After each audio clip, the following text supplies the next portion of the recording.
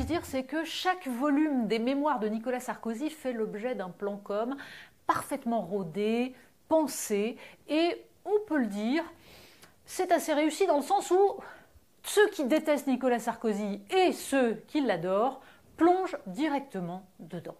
Mais il faut avouer que le troisième volume a un intérêt.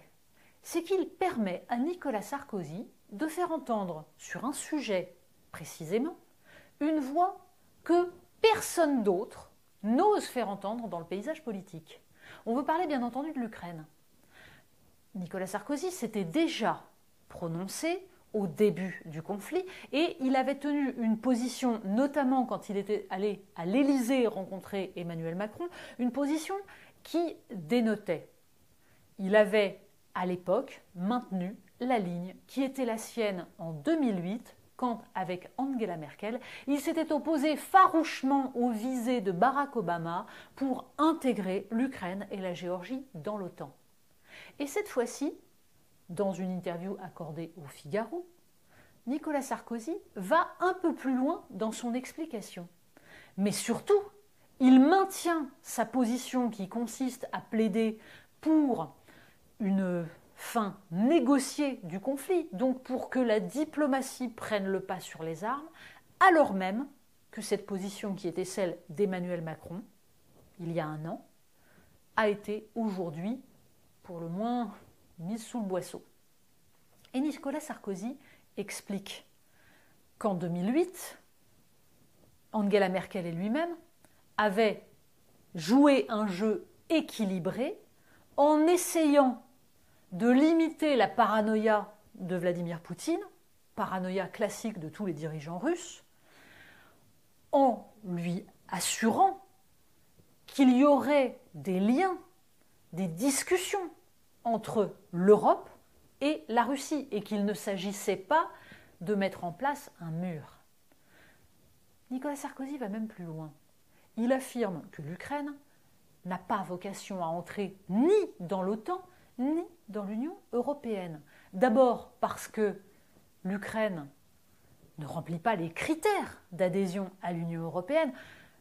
C'est devenu en effet un sujet plus vraiment traité et sur lequel tout le monde évite de s'interroger, mais tout de même, ce pays qui était considéré comme le pays le plus corrompu du monde en 2019 n'a peut-être pas miraculeusement évolué. Mais peu importe, tout le monde s'assied là-dessus. Nicolas Sarkozy, lui, explique donc que cela poserait quelques petits problèmes. Mais surtout, il tient cette position qui consiste à dire que la géographie doit l'emporter sur tout le reste et que la géographie dicte que l'Ukraine doit être un pont entre la Russie et l'Europe. Le moins qu'on puisse dire, c'est que cette position-là est assez peu en vogue dans le milieu médiatique et politique français et européen. C'est même une position totalement intenable et il n'y a que l'ancien président de la République qui est autorisé à la tenir sans se faire immédiatement traiter de vendu à Vladimir Poutine et autres joyeusetés. C'est assez intéressant.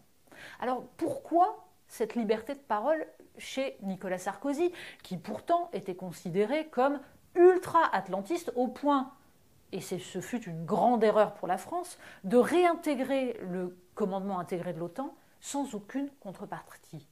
Bien entendu que la France aujourd'hui a besoin d'être dans l'OTAN et ne devrait pas en sortir. Mais à l'époque, avoir opéré ce mouvement sans rien exiger des Américains était une erreur majeure. C'est tout le paradoxe de Nicolas Sarkozy qui a pu tenir des positions fort intéressantes vis-à-vis de la Russie, tout en commettant des erreurs au début de son mandat vis-à-vis des États-Unis. Aujourd'hui, sans doute, le recul lui permet de tenir des positions que personne d'autre n'arrive à tenir sur la scène européenne. Et c'est d'autant plus inquiétant que même la France, à travers la voix d'Emmanuel Macron, a cessé d'essayer d'être cette puissance d'équilibre. On se retrouve donc avec une perspective qui est celle, en fait, d'une sorte de mur entre la Russie et l'Europe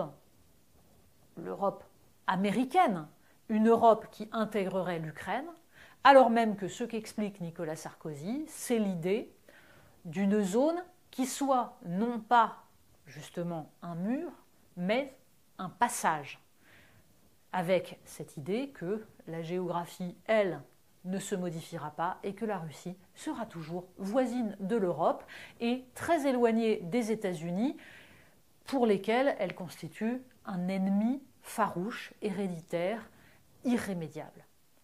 Alors, Nicolas Sarkozy peut-il peser d'où il est sur les débats en France, en Europe? Rien n'est moins sûr.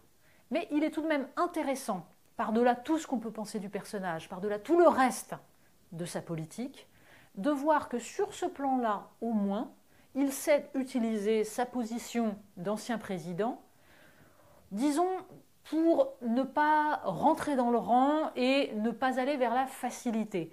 Ça n'est pas le cas, disons, de l'autre ancien président encore de ce monde, François Hollande. C'est surtout assez rare dans le milieu politique pour être souligné.